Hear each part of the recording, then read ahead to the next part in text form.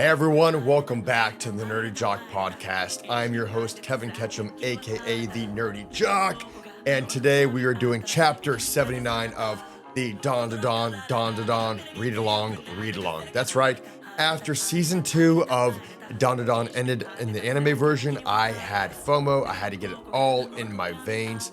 I wanted more Dandadan. It's probably my favorite manga, probably my favorite show right now as well. So I had to keep reading it, I had to keep going.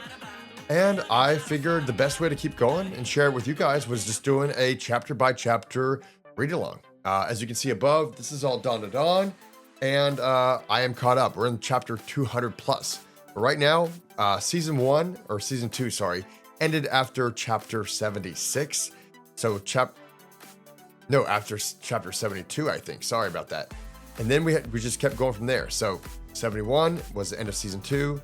72 was the first of season 3 that's going to be coming out in the next couple of years. So at least we got a lot of time to catch up and make it get going. But right now we're going to do chapter 79 of the Dandadan read along. Before you guys get in and jump in with us here, just make sure to like and subscribe. Hit that button for me, man.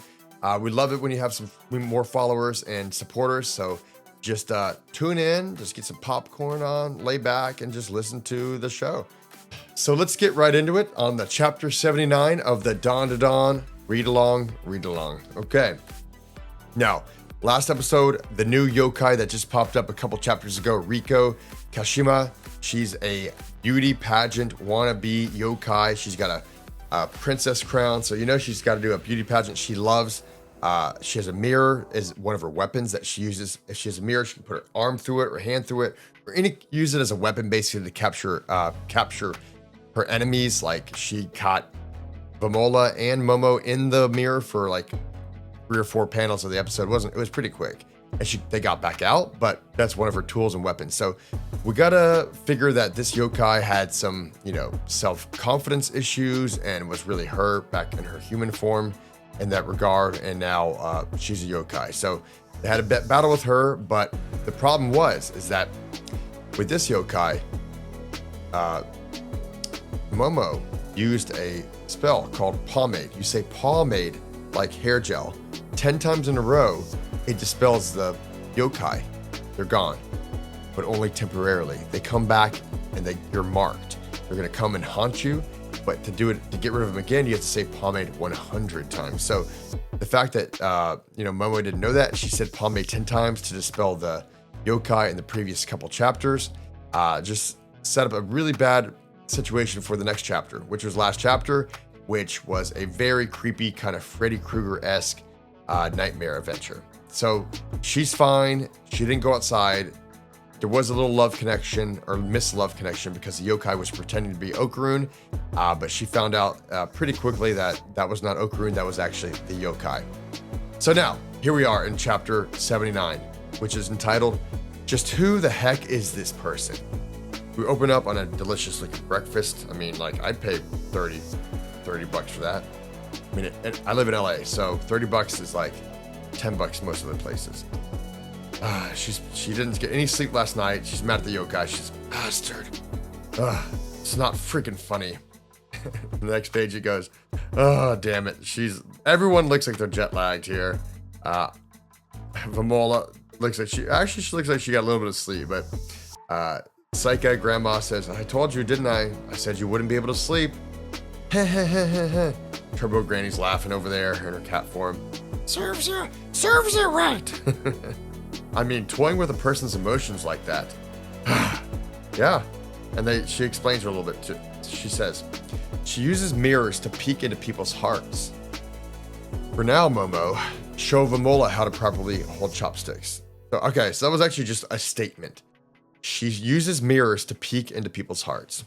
Next page. For now, Momo, show Vamola how to properly hold chopsticks. What difference does it make? And you can see how she's doing it, and she's holding like this. And there's no way she's gonna hold any kind of food. You bird brain, food's not something to be taken lightly. Living begins with eating. Yeah. Actually, Turbo Granny, there's something I want you to take a look at. What a pain in the rear, huh? What a pain in the ass. Momo, help Vamola. All right, already. Vamola, I'm just gonna borrow your ball. And she takes off the golden ball from Vamola's kaiju suit, right? She says, this thing, know anything about it? What is that? That's my best Turbo Granny voice. Get that filthy thing out of my sight. It was inserted into Vamola's kaiju. It shines golden like crazy. Is this Okarun's family jewel? And then in her eyes, look at that, with the slanter eyes, you know she's serious. She says, it's something completely different. Something far more hideous. It looks to be more akin to human karma. What? What is this? Okay. I don't want to see that ever again. Hurry up and put it away. Human karma. But Vamola's an alien. Interesting. Now on the next page, we find out there's just a glance there between Vamola and Momo. And then, boom, shows Vamola and Momo walking. She says, that'll do, that'll do. It doesn't seem too weird, right? The bag's pretty sweet too. I bought it for you, so you better be grateful. That'll do.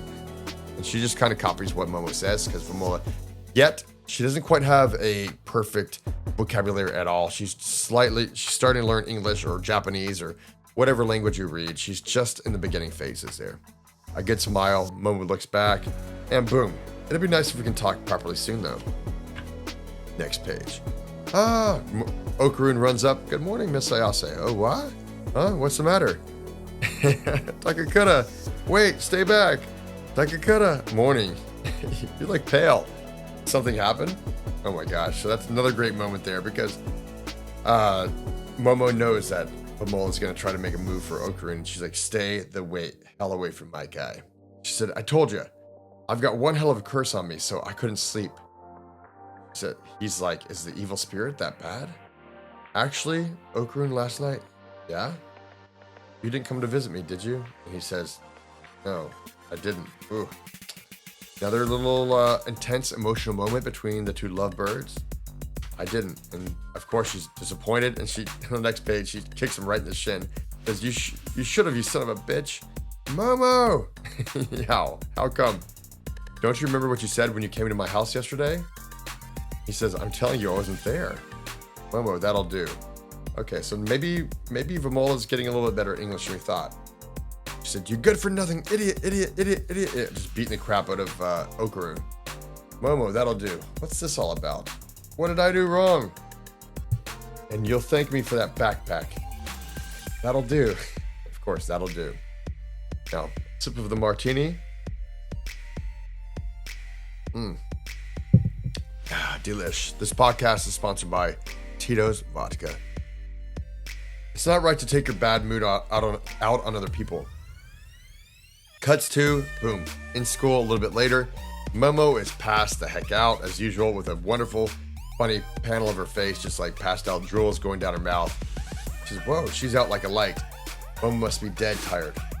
I'll get a little video. Get a video over. That's so 2025. She's passed out at school. Of course, your friends are going to make videos of that. But you told me you loved me. Oh, she's kind of dreaming a little bit now. She's saying stuff. And how cute. And they're getting on video. Oh my God. Momo's not going to be happy when she wakes up to this one. Okay. Rina, did you hear anything? Not at all. Cut to, next page, they're in Okarun's classroom. And Vamola and Okarun and Kinta are all hanging around with a table. Looks like they're the talk of the town this episode. And then it cuts to, for instance, I'll give something to Sakata. Thank you very much. That's when you'd say it. Okay, next. Sakata, now you give something to Vamola. Thanks much. Vamola, you're brilliant. And she says thanks much, and he's like freaking out. Kinta, do you understand when to say thank you now? Understood. Thank you much. Takakura, you're a good teacher. And he's like, I am? Yeah. Good job, Takakura. Seeing his eyes, a little bit optimistic, feels a little bit better that he was able to help out, even in the slightest. All right, and now, boom, looks like, oh my gosh, this is hilarious. Okay, so I just turned the page to the next panel, and it looks like Ira and Momo are getting out from class. It's in between classes, and then you see in the window here, Gigi. Gigi's got to be like the king of like dumb stupid faces that are actually pretty damn funny. I mean, like he's unknowingly, he's pretty damn funny, at least to me. And he's got his hoodie like tied up and he's like doing this, like this ridiculous face. I mean, it got me. He's like, why are you behind the school building? What else could we do? We've got nowhere else to meet up. Other people seeing us as kind of, perhaps we should create a formal meeting place. So the gang is like, hey, like we're all looking kind of conspicuous here. It's the 5 of us now, or 6 of us now actually, and we gotta make a better game plan. And then they say on the next page, Kita's like, and what are you doing here? How mean? I'm a member of this group too, aren't I? And Ira's like, saying like, get out of our group. You're not part of our group. I guess that's fine, but no more obscene jokes. Underpants. Go back to chapter like 60 something. So Gigi, what was it you wanted to show us? Right, okay, stand back a bit. Okay, Gigi's in his little prayer stance. He's focusing his energy somehow, doing something special, and whoosh! He does kind of like a Hadouken Kamehameha, and he's able to blow the trees. That's pretty cool. Huh? What the? It was actually Miss Seiko who taught me how to do it. I've gotten pretty good at it myself. Now, my grandma, she trained you to do that, so she's been training him. No, I worked hard at it on my own. Gigi, you're a real prodigy here, huh? I can't use the evil eye power, so if I don't get strong myself, I won't be of any use to anyone. Okay, way to go, Gigi. Way to step up and do what you got to do to protect your friends. And then next panel, it's like, all I can do now is bend a few trees. But I'm going to keep at it until I'm able to be of help to you all. Classic shonen, gotta level up, gotta do it, work hard, put in the time, make it happen.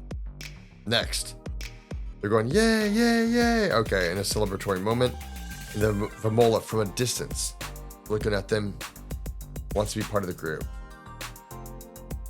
Next page, it says, I've got work today. Could you walk Vamola home? Sure thing. Remember, Momo, she works at the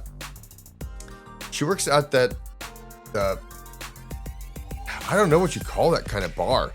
It's where you dress up as like you kind of cosplay, and it's like a fan service cosplay bar. Kind of embarrassing for a high schooler, I think, but she has to do what she has to do to pay the bill. So if you haven't read it, just go back and read the chapter. And it's in the season 2 of the anime. A lot of big sequences happen at the cafe. Okay, anyways, back on point. And don't do anything weird. Da-dum. I'd never. You've really been coming after me hard all day today, huh? So Okarun's like, I don't know what I did wrong. Like, it wasn't you, it was a yokai. And Vamola, don't try getting flirty with Okarun. Just say no to Okarun. he's just like exhausted. She says, Momo, thank you. Yeah. And then there's a look, a meet cute between Momo and Okarun, and then you're getting pretty good. Love it. And now Vamola and Okarun are in the back, and Momo has to go to work. Next page. Where's Momo Ayase? Oh, she's got work.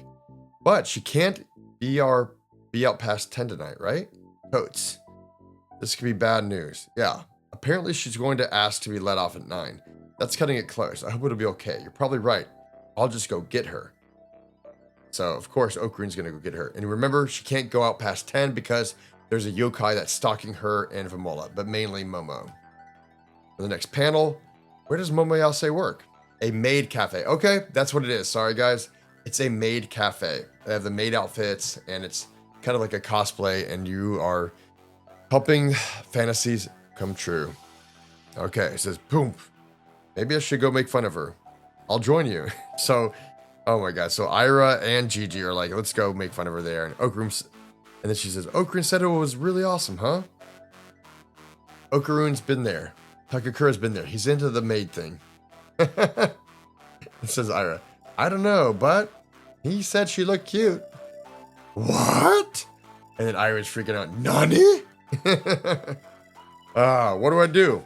Should I get a job there too? Are you capable of serving customers? Of course I am. It's funny because, like, remember, like, when you first introduced Ira into the show, she was Miss Popular, Miss I won't do anything for anyone. I'm like about myself.